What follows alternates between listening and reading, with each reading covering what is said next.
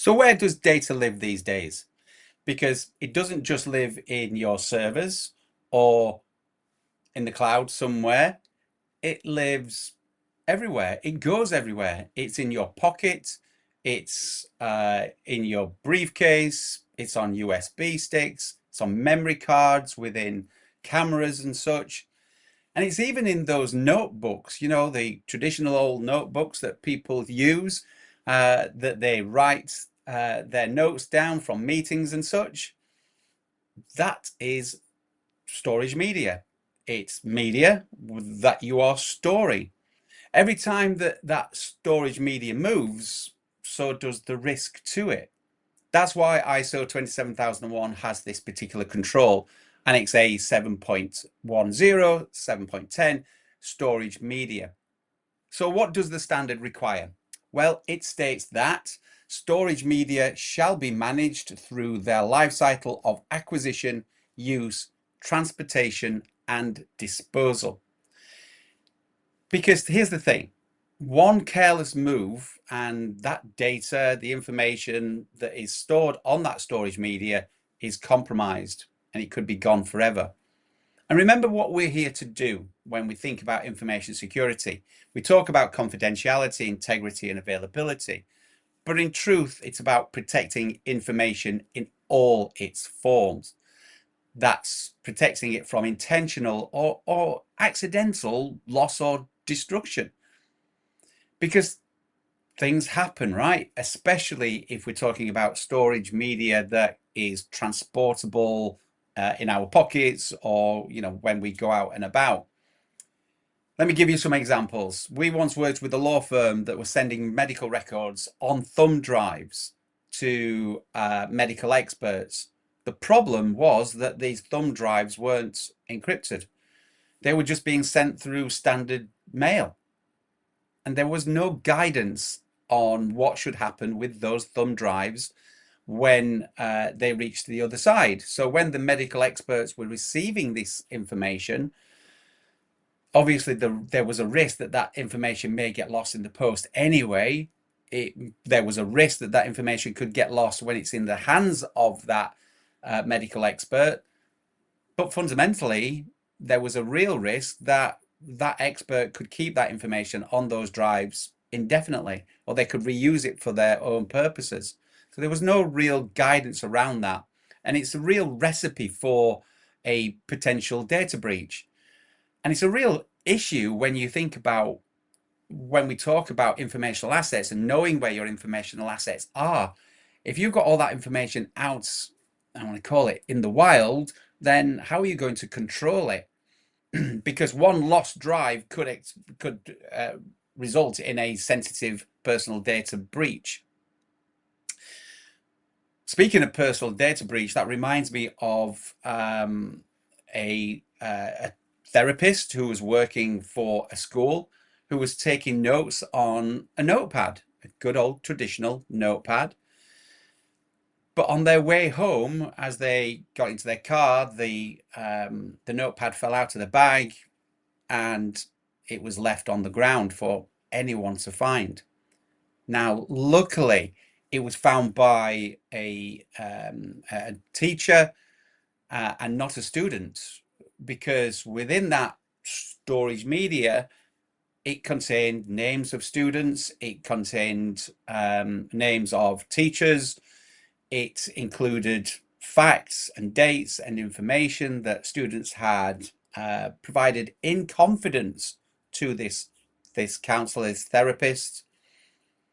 Now, luckily, because it was found by a teacher, they handed it in and it was given back to the therapist. But imagine the damage that could have caused and the repercussions, both individually but also collectively on that school, had that information fallen into the general public's hands, or a member, a fellow student. It could have been extremely damaging and distressing for all concerned. Now, going back to what you might term to be the traditional idea of storage media, memory cards and such, I recall working with an organization and their marketing team who were using memory cards within professional cameras, as one would expect, and one card with clients' designs and with their images of their sites and such was left at a co-worker's home without any proper tracking or secure storage. That card was eventually lost or misplaced, because we all know how small these memory cards can be.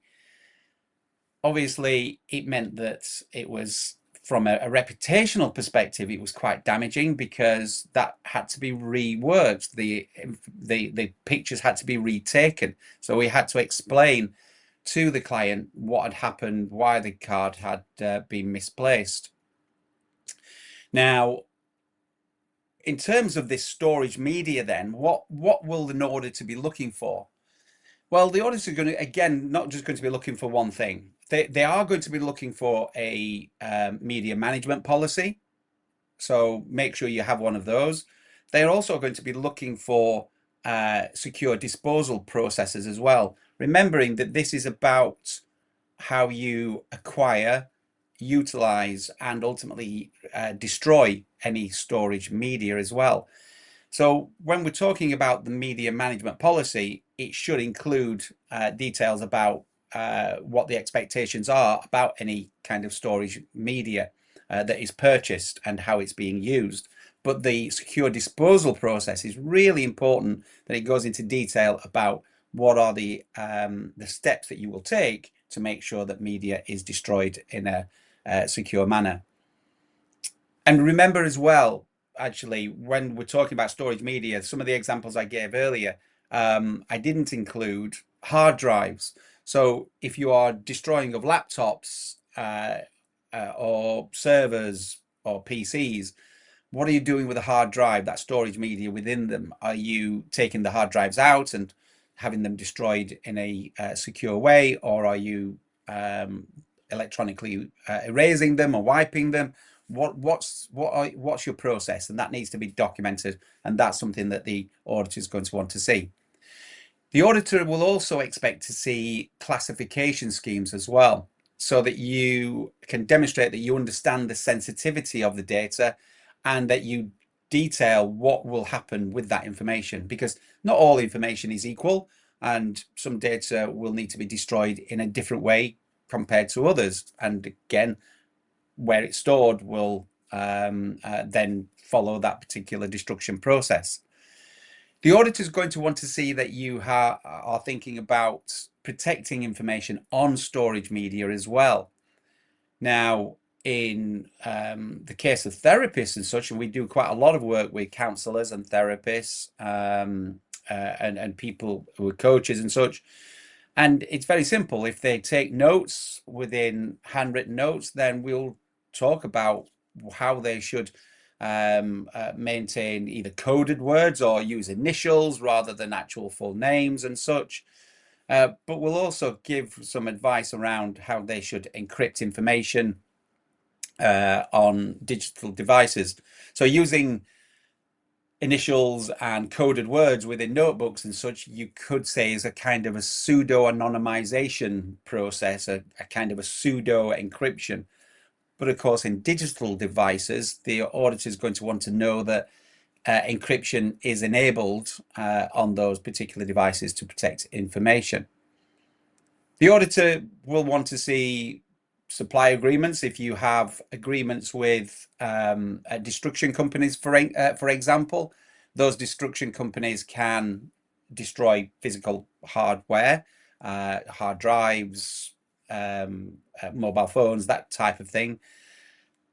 Or it could be shredders, confidential waste bins in place, and these are collected every 2 weeks, and they're destroyed on site, or are they taken off site and destroyed elsewhere? Supplier agreements and proof of destruction as well. So if you do have these agreements where someone comes to your site and takes old equipment and physically shreds them, then the auditor will want to see proof of destruction notices. Various different terms apply, but that's essentially what they're going to be looking for.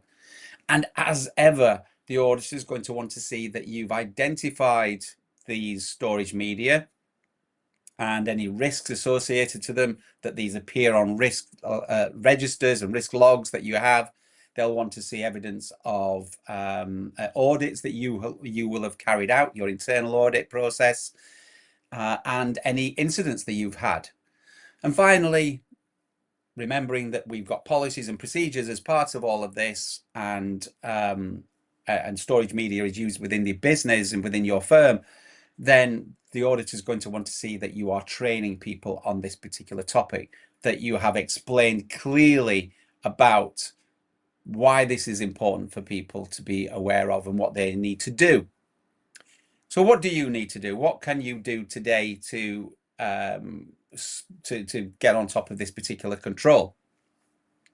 Well, you do need to first of all identify your storage media, and this will be something that you'll have done as part of your asset discovery, your asset management process, your identification of informational assets that you'll have done previously. But go and find out what storage media is in use. Do you use thumb drives, hard drives, NAS, memory cards, and of course paper medium as well? So identify the various different storage media. Then you're going to find time to write a policy that covers the acquisition, the use, transportation, potentially, if you are sending information out on drives and such, and on CDs, perhaps. So any type of media that is going to be transported needs to be included within that policy. And ultimately, destruction. Just remember that your policy needs to be clear and concise. It's about you setting your expectations. It's not telling people what to do in those situations. It's just simply telling you what you expect. So, as a for instance, if you're transporting it, you will have a statement within your policy that simply says any storage media that is transferred out of our organization shall be suitably protected using encryption and or secure courier services, that kind of thing. Then guidance and training is something that's separate that you will cover elsewhere, but the policy is just one line for the transportation piece. This is why when we write policies, we are very clear about it's setting expectations, telling you what you expect, not how to comply. And ultimately, destruction. Again, same thing, that it will be destroyed in a secure manner using appropriate controls, e.g.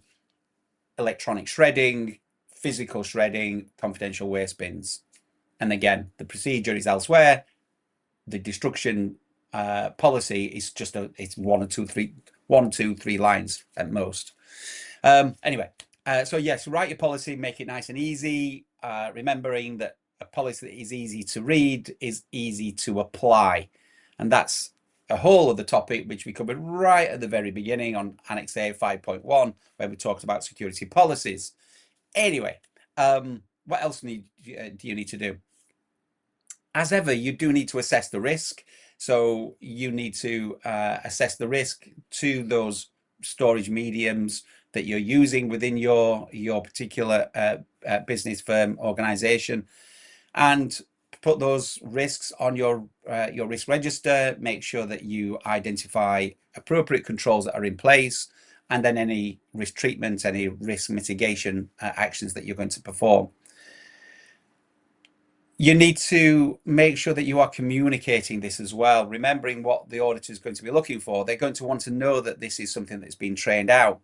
So make sure that you are communicating your policies out to the business, and making sure that you any procedures that you need to put in place around destruction are also communicated out as well and trained appropriately.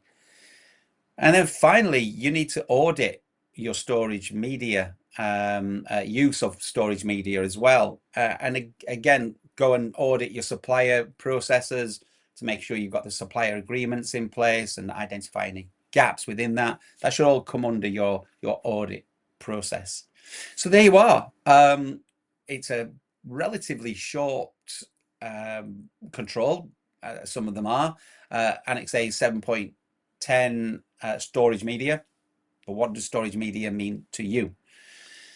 Because storage media might be small, portable, and convenient, but remembering that that convenience comes with a huge responsibility and potential risk to you. You know, a lost thumb drive, unencrypted hard drive, forgotten memory cards, lost notepads. Well, they could have a huge reputational impact upon you and your firm and your business. And ultimately, that reputational impact is about because you've got a loss of client trust. So manage the life cycle of your storage media properly, and then you'll be controlling this particular risk. So thank you very much for watching. I hope that's been helpful as ever. I'm Gary Hibbard of Consultants Like Us, co-founder of the business, and our role really is to help simplify these Annex A controls so you can go out and work on them, put them into your organization. It's all about compliance without complexity for us. So I hope that's been useful. Remember to give this a like. I'd love to hear your comments and thoughts around this. Please remember to share this as well. You'll be helping me as well as someone else who may be struggling with this particular topic. And hit that bell as well so that you get notified on of future videos and such. So thanks once again, and until next time, stay well, stay safe, and stay connected. Thanks very much. Bye-bye.